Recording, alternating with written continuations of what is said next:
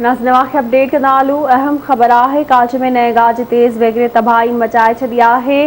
Bore नंढा वॾा लंघ बंदि करे छॾिया आहिनि। बिल्कुलु नाज़रीन, मुतासिर अज़ाब वारी ज़िंदगी गुज़ारण ते मजबूर आहिनि। अव्हांखे ॿुधाईंदा हलूं त ॿोॾि खे 4 ॾींहं गुज़रण बावजूदि इंतिज़ामिया के बि क़दम न खयां आहिनि। कच्छ में रोड रस्ता बंदि हुजण सबबि ज़िंदगी मफ़लूज बणियल आहे। अव्हांखे अपडेट कंदा हलूं। ब्रेकिंग न्यूज़ आहे, खाधे पीते जी शयुनि जी बि खोट पैदा थी वई आहे। तफ़सील मालूम कंदासीं जोहिमा अब्बास गाड़ीअ खां। जी अब्बास, अपडेट कजो।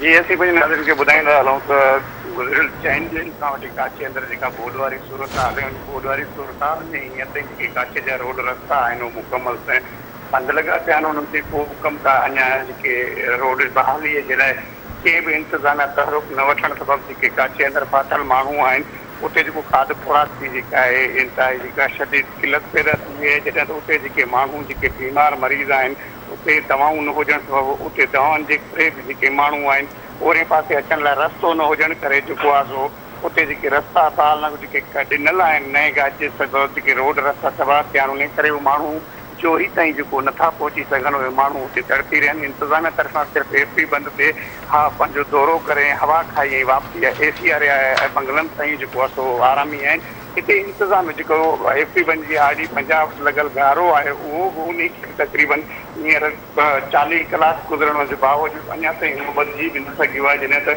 उहो पाणी बि जेको आहे इलाही जेके सवे ॻोठ कल्ह ताईं जेके सवे ॻोठ हुया हींअर ताईं वधी जेके 200 ताईं उहे ॻोठ पाणी हेठि अची आहिनि। उहे ॻोठण बि अॼु हींअर ताईं बि उहे खुलियल आसमान हेठि वेठल आहिनि। जॾहिं त उन्हनि जी बि इंतिज़ाम अञा ताईं का परगोर न लधी आहे। जी ठीकु आहे अब्बास, वॾी महिरबानी अव्हांजी तफ़सील खां आगाह करण लाइ।